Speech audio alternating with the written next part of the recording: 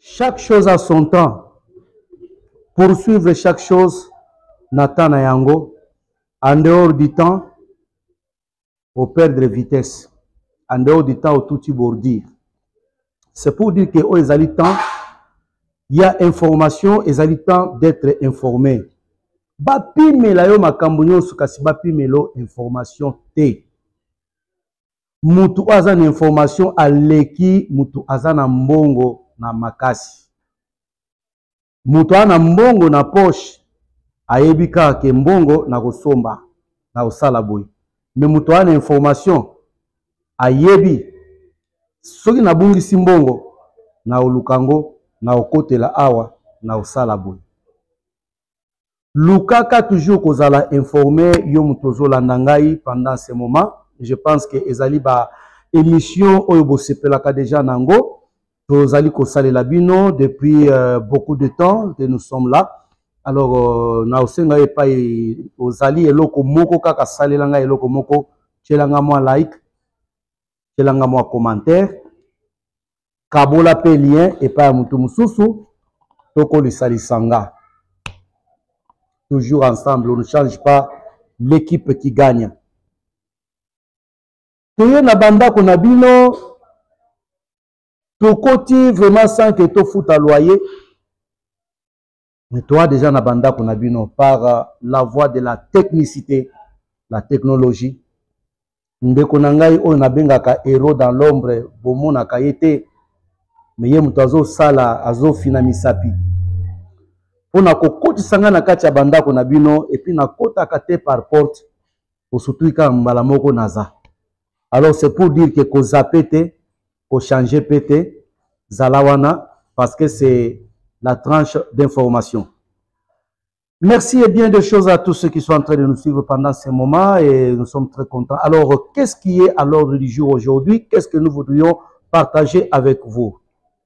Totaki ko sale la bino Masolo ya mwana mboka Constant Mutamba oyo azali ministre de justice so et garde autaki kosala déclaration pona bakuluna kuluna kaka ndenge toyebisaki bino ekomi phénomène moko vraiment te okanisa kaka nous sommes un état dans un autre état, c'est-à-dire que état tche libaya kuluna pe ache policier a kokate yango mboko na comprendre te bandeko policier a koka ko maîtriser kuluna te mutu penza ke asali formation batangisi comment manier arme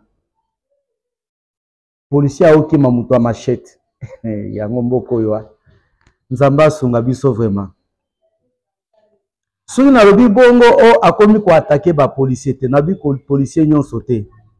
Ezala ba policier oyo akota musala police na nzela ya noko na ye. Musuzu pe yaka kaka teni yango yo lata.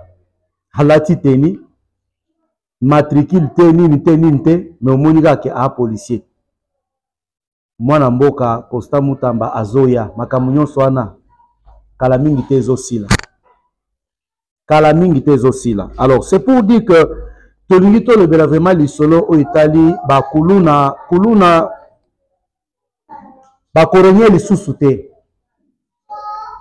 lokola kaka Biblia elobi les Égyptiens que vous voyez aujourd'hui vous ne les verrez plus jamais encore. Donc opération kuluna zéro wananga mutu na lobi te Constant Mutamba mutu alobi opération kuluna zéro bazo traquer na ndenge moko ya jeté.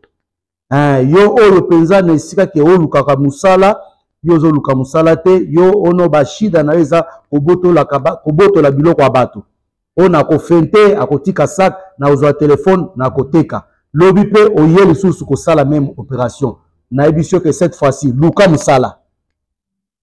musala ta ya bilanga kendo sala baninga bavandi bazo bosser ba sapatu boîte moko ya cirage ya na combien na boîte moko a retiré makolo combien na fin à journée combien d'argent il aura zosuko monta wana salango dans un mois.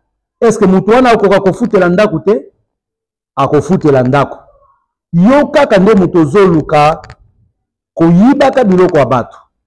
Mais awa sikoyo mibeko yango wana ekwei. La loi est dure, mais c'est la loi. Opération Kuluna 0. Moi na mboka Constant Mutamba alobi cette fois-ci makambo ya ono bacha enano prison et bonaboy. Awa ezali bazuyo met dans le sac, ba juger publiquement. Et après t'avoir jugé, tu es condamné à mort. Yo mama ozana mwana na yo oyebi ke mwana na ngai aliesaka ngai tango azwaka machete ake kosala bisala sala kanga mwana na yo chaye na singa soko moni ko chaye na singa eza mabe tinda ya na kanyama kasese baninga baza kuna bazoyi kola ba métier kosala ka bakiti musu bakomaki ba menuisier eloko yo bakana kite. Donc, la société, le gouvernement a essayé d'aider toutes ces personnes-là. Le bakozala ba personne utile dans la société. Pourquoi? Parce qu'ayebi kosala déjà, moi, mais ça na yebi kosala kiti, ayebi ninge basala la kambeto, akosala akoteka akozwa, moi mabe zéro na ye ekozanga te, akole salibota. Alors, yo mama, moi na kuluna, ndenge ka na utayi komona vidéo moko, kuluna moko bakangiye, mama na ye kolela. Liboso ba policier aolela mibwaki na se botika botika mwana na ngai botika mwana na ngai batika mwana na yo pendant que batu bazo kufa pendant que batu bao déplorer ba biloko na bango ekende mususu lo batikala na ba cicatrice mususu batikala ba handicapé bakana te po nini okuluna kata loboko okuluna kata lokolo yo sikoza na mwana ndenge wana c'est un élément nuisible pour la société. Alors, awa boye, procès sikoye komike, efongwami, kuluna nyonso bako juge ye, pe bako condamné à mort. Naningite tokende musika, total ananu, vidéo oyo. Yo moko o comprendre que moi na mboka Constant Mutamba, ministre de justice so et garde, aza déterminé, pe makambo yango ebandi déjà. Tolandi.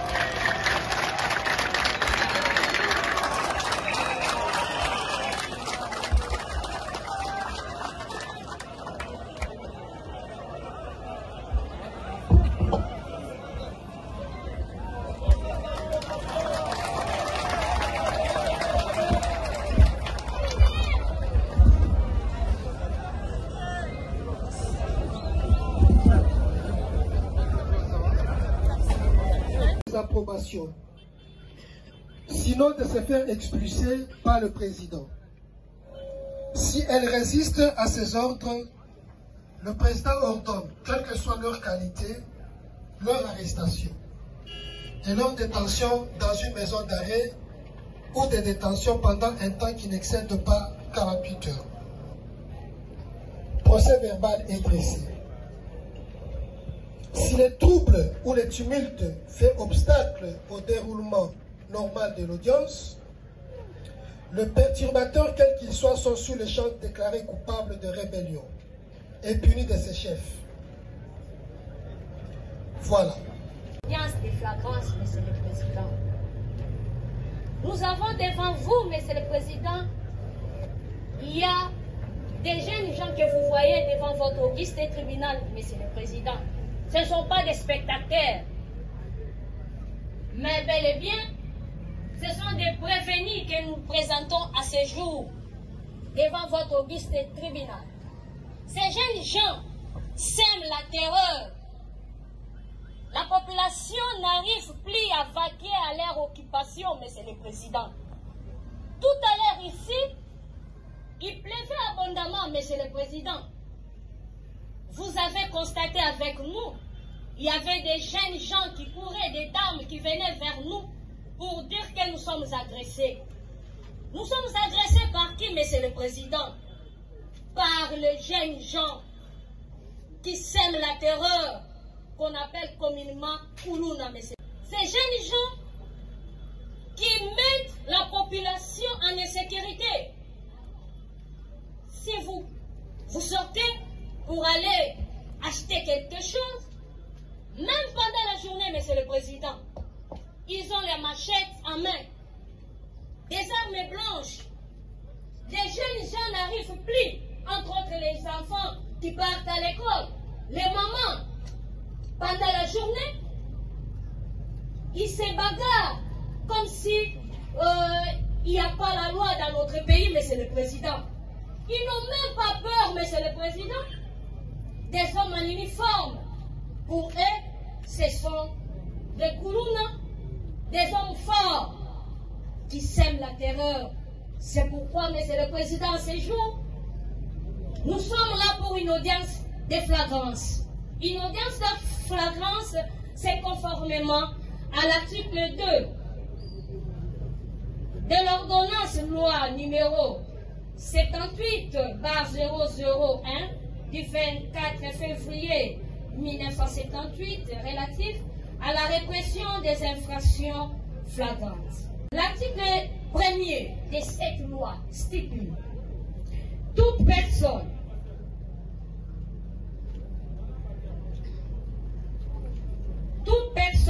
arrêtée à la suite d'une infraction intentionnelle, flagrante ou répétée d'elle sera aussitôt déférée au parquet et traduit sur les champs à l'audience du tribunal. S'il n'est point tenu d'audience, le tribunal siégera spécialement le jour même ou plus tard le lendemain. Et c'est même ordonnance numéro 78/001 du 24 février 1978 stipule et qualifie infraction flagrante toute infraction qui se commet actuellement ou qui vient de se commettre.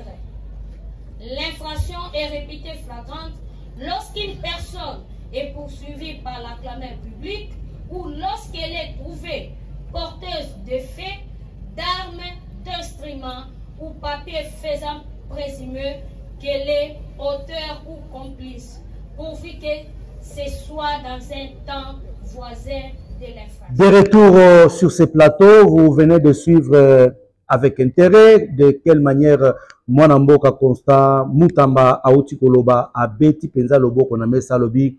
Cette fois-ci, Koulouna bakozala condamné à mort. C'est-à-dire que au Salimabe, bakweyo bakangyo kokanisate ke okozonga lisusu mobimba. Donc so okoyi na maboko ya l'état okeyi. Okeyi penza pona libela. Alors c'est en même temps une interpellation au tozali kosala pona bande ko nyonso parce que lokola kaka tolobaka ke EHP Media tozalaka chaîne oyo asalaka ba exhortation to pesaka pe ba conseil. Alors quel est le conseil au tokopesa pendant ce moment? C'est que yo mutozolanda yo mutozalande kona yo Koulouna. En tout cas c'est le temps yako tika ba pratique wana et kopesa vraiment votre vie au Seigneur Jésus-Christ. En tout cas, c'est très important. Donnez votre vie au Seigneur Jésus-Christ. Ezanaba lolenge ebele, tu peux gagner la vie. Lolenge za ebele. Ça dit que ce n'est pas l'argent qui fait l'homme, mais c'est l'homme qui fait l'argent. L'argent, il faut savoir chercher. Ce qu'on yebindenge baluka kambongo, je pense que tu seras erré sur la terre. Donc arrête de prendre les choses de gens par force. Arrête de scroquer. Arrête vraiment ba pratique aux aliko salawana parce que un jour okoyi kokoya na liwa pe liwa yake ono okendaki koyiba batumbi yo to babetio masasi okufi. Je ne pense pas que tu verras le paradis. Je ne pense pas que tu verras le ciel. Donc bongi sanzela na yo luka, informe-toi bakoyebisa yo ndenge baluka kambongo bakoyebisa yo ndenge basala kambongo. Surtout fréquenter batu ya malamu oyo bako booster yo pour que vie na yo lobby kuna et comme appel excellent. La Bible est en train de dire si lui qui fréquente un sage, il deviendra aussi sage. Olingi vraiment vie na yo et s'améliorer longwa na entourage ya mabe, luka entourage ya bato oyo bakoki kopesa un plus dans ta vie. Ko souffrir te, ko zala pe complexé te ke tika na zala kaka na mutu wana. Même si abakisaka eloko moko te dans ta vie, détail moko te abakisaka na vie na yo, non nazala kaka na ye par pitié te. Débarrasse-toi na mutu nyonso oyo azalaka kaka curieux koyeba makambo yo salaka, mais pour apporter un plus dans ta vie, il ne le fait pas. Choisis surtout un bon entourage. Voilà le petit conseil que EHP Media a mené par rapport à ba événement oyo ya ba kuluna bakomi lelo komela makila ya nyau kosangisa na makila ya mbwa pona kokembisa esprit na bango kolongola kobanga. Alors yeba kata olongoli kobanga devant l'état, devant l'isasi, en tout cas ekokota yo na nzoto malgré esprit na yo ya kiyanke yeba ke devant l'isasi ekokota yo po mutu azobeta lisasi wana balakisa ye ayebi ndenge akomanyola yango pe ekokota yo très bien. Alors merci pour na batu nyonso oyo balandaki biso, vraiment kozanga te kotiela nga mwa like, kozanga te ko partager. Merci pe matondo pa ya ba héros nyonso na lingaka bino makasi na che loboko na motema pour dire que bino de bozo pesa biso makasi ya koya kosala émission oyo parce que bozo komela biso, bozo like, bozo tindela biso ba commentaire na bino. Alors nzambe apambola bino pe to kutani lisusu mbala sima pona kolobela ba détails za ebele. Donc pour yalelo esukeli awa. Alors nasengi de l'autre côté ndeko nangai limwi sangai.